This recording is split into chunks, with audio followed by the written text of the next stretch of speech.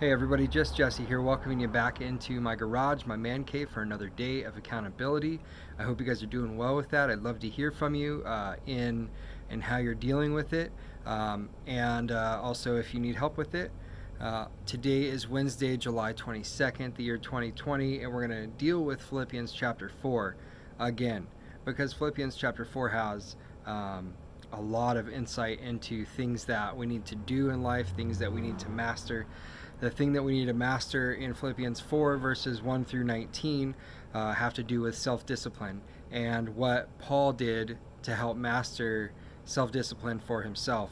And that really helped him. So in reading through Philippians chapter 4, I see that Paul is missing the church of Philippi. He writes a letter. He lets them know, brothers and sisters, I miss you. So that's how I know that. But what Paul always has is been good at mastering self-discipline. Paul's been in jail. Paul has been alone. He's mastered that self-discipline. He says the goal of peace and fulfillment runs through the path of self-discipline. So you want to be peaceful-minded. You want to be feeling like you're fulfilled. You need to be self-disciplined. If you can't master self-discipline, you won't ever get peace and fulfillment. Many of the leaders of today look to Paul's letters to the Philippians to help align their missions, their goals. So let's just take a look at 3 of those disciplines right now. The first one Paul talks about is guard your actions, verses 1 through 5. He wants you to show self-control, and Paul asked his friends to live in harmony and stand firm. Why? Because it's easy to tear down a group or a city that's not fortified, that's not banded together. If everybody is off on their own, it's so much easier for the devil to come in and destroy what God's built up for you, what God's foundation for your life is. The second self-discipline that Paul talks about is to guard your attitudes. And in verses 6 through 9, he talks about think positive things that edify. Paul says to replace worry with prayer. If you find yourself worried about something or some situation or someone, just take it to Jesus. Don't let worry wear you down where it makes the enemy that much stronger in his attacks and that much easier for the devil to destroy God's gracious and glorious plan for your life. I say this to friends often. The devil doesn't care if you choose him. He just cares that you don't choose Jesus. He doesn't want you to be close to Jesus, but he does not care one bit about you. So I say that a lot, and I mean it. The third self-discipline that we see is going to take us through the ending of verses 10 through 19. And basically that is give your assets. Absolutely nothing in this world purifies more than sharing God's given resources and then trusting God to meet your needs. God gives you these resources to share. The same thing as he asks for your tithes and offerings. He gives you the money. He allows you to make that money in order to give back, in order to share, in order to help the mission grow, in order to help other people. It's not always about filling your cup and not letting it drop out. What it always is filling your cup to overflowing and then pouring out and then filling it up again and doing it all over again. That's what we're talking about here. That's a self-discipline that Paul is really trying to get to with his friends. So you cannot hope to conquer an issue alone. That's as simple as it is. We all need someone to help share those resources, whether it's a friend, a family member, Jesus.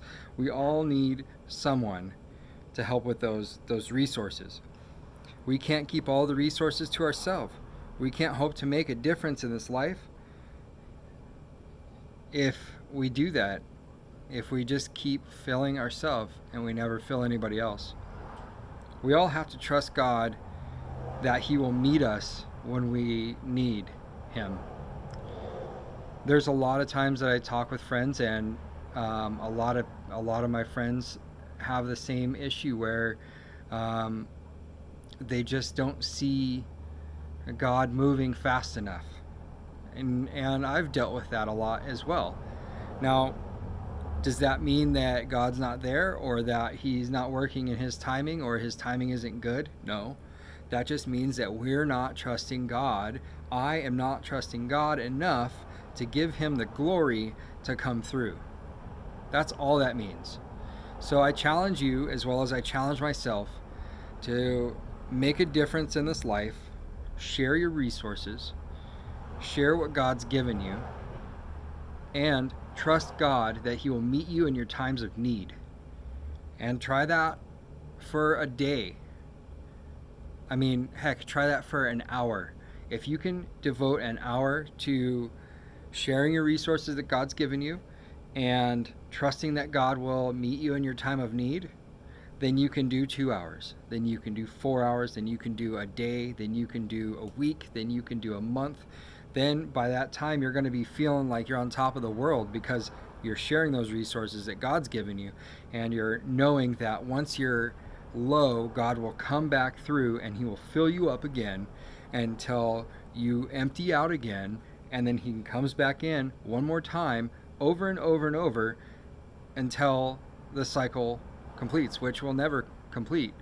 Until Jesus comes back, our cycle is to pour out into the world. We're to be people of the world, but we're not to be consumed by the world. We need to be pouring ourselves out because we're made after Jesus. We're made after God's image.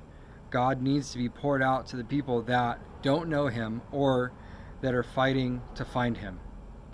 So I hope that Philippians 4 verses 1 through 19 spoke to you as much as it did to me. Sorry about that. But this section is really, really important, and I'm so grateful that God brought me to this section today. I hope that this spoke to your life, and I hope that somebody in your circle needs to hear something like this. And if they do, please share it with them. Share that resource. Get it out there. There's nothing that's better in this world that when you help a friend that you didn't even think wanted help, says, hey,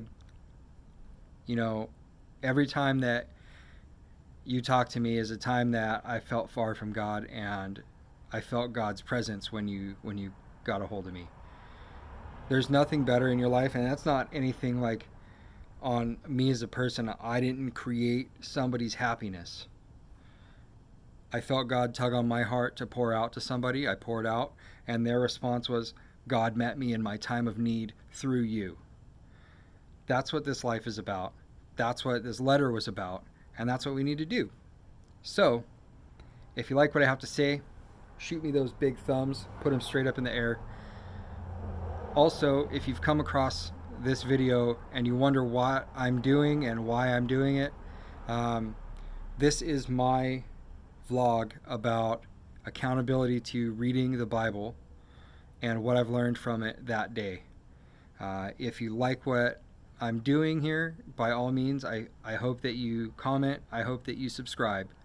And if you do subscribe, go ahead and ring that bell if you want to get notified of the videos that I post, as I try to post them every day, with the exception of Sunday. I take a day off on Sunday. But if you don't see me posting on a day, reach out to me. Sometimes, the enemy's working overtime trying to get at me as well. So I always need that help. I always need those people to talk to me and sometimes bring me back into where I need to go and to straighten my path. So thanks, guys, for listening. I hope that you're safe. I hope that you're going and growing, and I hope that you're blessed.